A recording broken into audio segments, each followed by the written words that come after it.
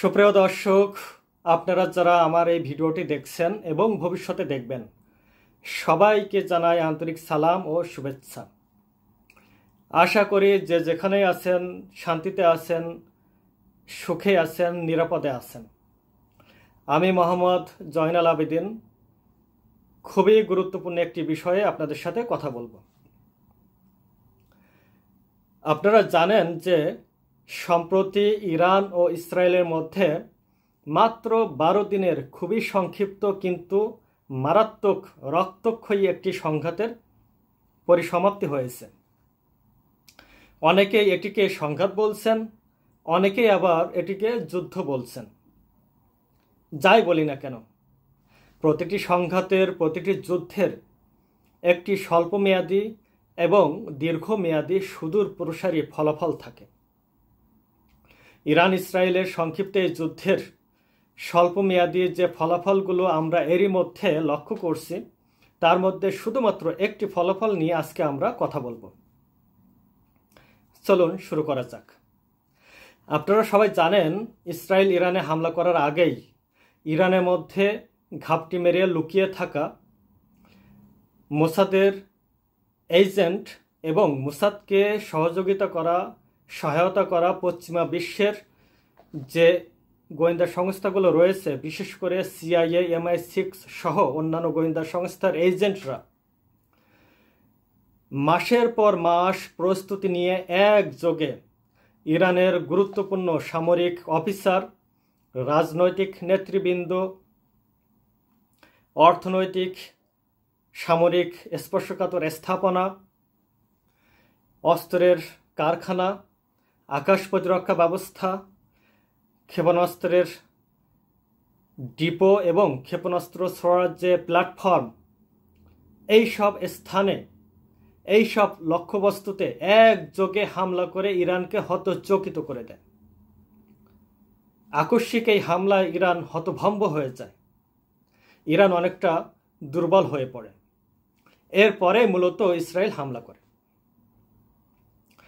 Iran যদিও খুব স্বল্প সময়ের মধ্যে নিজেকে গুছিয়ে নিতে সক্ষম হয়, তারপরেও এটি বুঝতে পারে যে অভ্যন্তরীণ নিরাপত্তা ব্যবস্থা নিশ্চিত করার ক্ষেত্রে ইরান কতটা ভঙ্গুর, কতটা নাজুক অবস্থায় আছে। এজন্য যুদ্ধ শেষ হওয়ার সাথে সাথে ইরান সরকার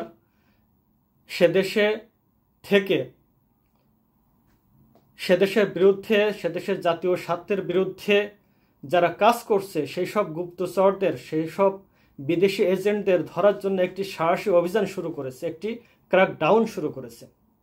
এই সাহসী অভিযানের সবচেয়ে বড় লক্ষ্য হচ্ছে লক্ষ লক্ষ আফগান শরণার্থী। ইরান সরকারের সরকারি নথি অনুযায়ী ইরানে বর্তমানে 60 লক্ষের মতো আফগান শরণার্থী রয়েছে। ইরান সরকার ঘোষণা করেছে যে জুলাইয়ের 6 তারিখের মধ্যে অনিবন্ধিত এবং অবৈধ আফগান শরণার্থী যারা রয়েছে তাদেরকে ইরান ছেড়ে যেতে হবে।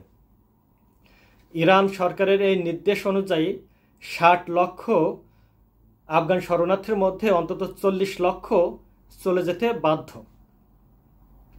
অবশ্য ইরান ইসরায়েল যুদ্ধ শুরু হওয়ার আগেও ইরান সরকার প্রতি মাসেই কিছু কিছু আফগান শরণার্থীকে সেদেশ থেকে বিতাড়িত করতেছিল।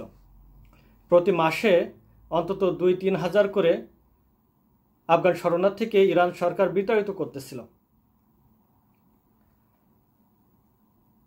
শুধুমাত্র জুন মাসেই 2,30,000-এর মতো আফগান শরণার্থীকে বিতাড়িত করে।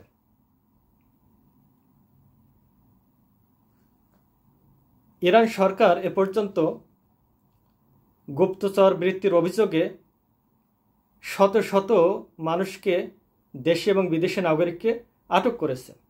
এর মধ্যে কয়শো আফগান রয়েছে তা ইরান সরকার প্রকাশ করেনি। এই পর্যন্ত 6 জনকে গুপ্তচর বৃত্তির অভিযোগে মৃত্যুদণ্ডে দণ্ডিত করেছে, তাদেরকে ফাঁসিতে ঝুলিয়ে মৃত্যুদণ্ড কার্যকর করেছে। এই 6 জনের মধ্যে 3 জন ছিল কুর্দিশ পুরুষ, বাকি 3 জনের পরিচয় ইরান সরকার প্রকাশ করেনি। ইরান সঙ্গতভাবেই নিজের অভ্যন্তরীণ এবং জাতীয় নিরাপত্তাকে সুসংহত করার জন্য এই সাহসী অভিযান চালালেও এবং সে দেশে থাকা লক্ষ লক্ষ আফগান শরণার্থীকে চলে যেতে বাধ্য করলেও এর পেছনে সুনির্দিষ্ট কিছু কারণ রয়েছে এবং কিছু ফলাফলও রয়েছে।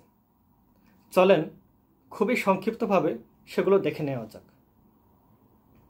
প্রথম যে কারণ সেটি হলো ইরানের অভ্যন্তরীণ নিরাপত্তা ব্যবস্থা।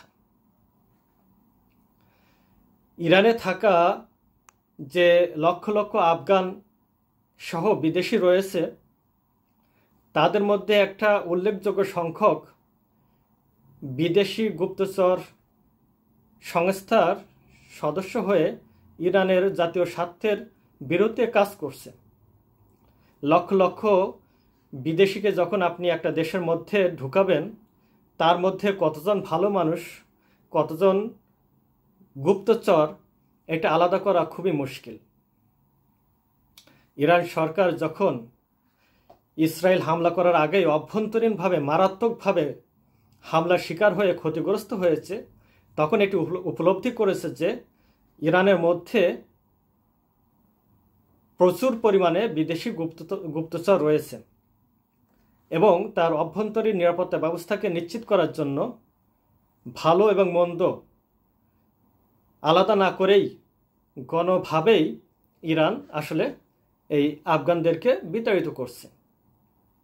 দ্বিতীয় যে কারণ তা হলো ইরানের অভ্যন্তরীণ অর্থনীতিতে যে চাপ সৃষ্টি হয়েছিল বিগত কয়েক বছর ধরে তা থেকে কিছুটা হলেও মুক্তি পাওয়া। আপনারা জানেন যে ইরান বছরের পর বছর ধরে মার্কিন নিষেধাজ্ঞার কবলে রয়েছে। মার্কিন যুক্তরাষ্ট্রের নেতৃত্বে পশ্চিমা বিশ্ব ইরানের বিরুদ্ধে সামরিক অর্থনৈতিক বাণিজ্যিক সহ বিভিন্ন ধরনের নিষেধাজ্ঞা দিয়ে রেখেছে, যে কারণে ইরান বহির্বিশ্বের অনেক দেশের সাথে বাণিজ্য করতে পারে না। ইরান আমদানি রপ্তানি করতে পারে না, অত্যাধুনিক সমরাস্ত্র কিনতে পারে না। বাধ্য হয়ে চীন সহ কিছু দেশের কাছ থেকে তারা সাহায্য নিয়ে থাকে এবং তাদের যে প্রাকৃতিক সম্পদ তেল, এই তেলও তারা অনেক রাষ্ট্রের কাছে বিক্রি করতে পারে না। চীনের কাছে ভারতের কাছে বিক্রি করলেও মাঝে মাঝে তৃতীয় কোনো পক্ষের মাধ্যমে লেনদেন করে থাকে, যে কারণে ইরানের অর্থনৈতিক অবস্থা দীর্ঘদিন ধরে ভঙ্গুর অবস্থায় রয়েছে। এই পরিস্থিতিতে যখন লক্ষ লক্ষ বিদেশি ইরানে এসে ইরানের অর্থনীতিতে একটি অতিরিক্ত চাপ সৃষ্টি করছে এবং সর্বশেষ যুদ্ধের কারণে যখন ইরানের অর্থনীতি মারাত্মক ক্ষতিগ্রস্ত হয়েছে তখন ইরান সরকার বাধ্য হয়ে এই লক্ষ লক্ষ আফগান শরণার্থীকে সেদেশ থেকে বিতাড়িত করার চেষ্টা করছে। 3 নম্বর যে কারণ তা হলো জনসংখ্যার উপর অতিরিক্ত চাপ। ইরানের সাবেক প্রেসিডেন্ট ইব্রাহিম রাইসি তিনি হেলিকপ্টার দুর্ঘটনায় হোক অথবা শত্রুর আঘাতেই হোক তিনি নিহত হন। তার শাসনামলে ইরান মূলত আফগান সীমান্তে একটি ওপেন ডোর পলিসি গ্রহণ করে। এই পলিসির কারণে আফগানিস্তান থেকে লক্ষ লক্ষ মানুষ ইরানে বিনা বাধায় প্রবেশ করে। শুধু আফগানরাই নয়, পাকিস্তান থেকেও হাজার হাজার মানুষ ইরানে প্রবেশ করে।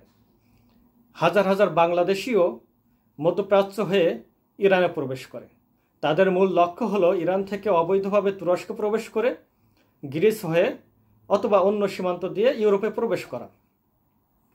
কিন্তু বিগত কয়েক বছর তুরস্ক তার নিজের সীমান্তে কড়াকড়ি আরোপ করায় এই মানুষগুলো আর তুরস্কে প্রবেশ করতে পারেনি, বাধ্য হয়ে ইরানে অবস্থান করছে। এই অবস্থান করার কারণে ইরানের জনসংখ্যার উপরে একটি অতিরিক্ত চাপ সৃষ্টি করছে। শুধু 60 লক্ষ যদি আফগান শরণার্থী থাকে, কয়েক লক্ষ পাকিস্তানি রয়েছে, বাংলাদেশি রয়েছে হাজার হাজার, অন্যান্য দেশের নাগরিকও রয়েছে, যেটা ইরানের যে জনসংখ্যা ভঙ্গুর যে অর্থনৈতিক ব্যবস্থা এবং সামাজিক যে ব্যবস্থা, এই সব কিছুর উপর একটি বিরূপ প্রতিক্রিয়ার প্রভাবের সৃষ্টি করছে, যে কারণে ইরান সরকার বাধ্য হয়ে আফগানদেরকে বিতাড়িত করছে। এখন আসেন সংক্ষেপে আমরা এর ফলাফল কি হতে পারে সেটা জেনে নিই। প্রথমত, এই লক্ষ লক্ষ আফগান যখন আফগানিস্তানে ফেরত যেতে বাধ্য হচ্ছে, তখন আফগানিস্তান একটি মারাত্মক ধরনের মানবিক বিপর্যয়ের সম্মুখীন হচ্ছে। এরই মধ্যে বিগত কয়েক মাস ধরে পাকিস্তান সে দেশে থাকা লক্ষ লক্ষ আফগানকে আফগানিস্তানে ফেরত পাঠিয়েছে। এখন ইরান থেকে যদি 40 লক্ষ আফগান আফগানিস্তানে ফেরত যায়, তাহলে যুদ্ধ বিধ্বস্ত এই দেশটিতে মারাত্মক ধরনের একটা মানবিক বিপর্যয়ের সৃষ্টি হবে, যেটা সামাল দিতে আফগান সরকারকে হিমশিম খেতে হবে। 2 নম্বর যে ফলাফল আমরা দেখতে পারি তা হলো মারাত্মক ধরনের একটা অর্থনৈতিক সংকটের সৃষ্টি হবে। একটি গবেষণা অনুযায়ী আফগানিস্তানের বিদ্যমান যে অর্থনৈতিক সংকট,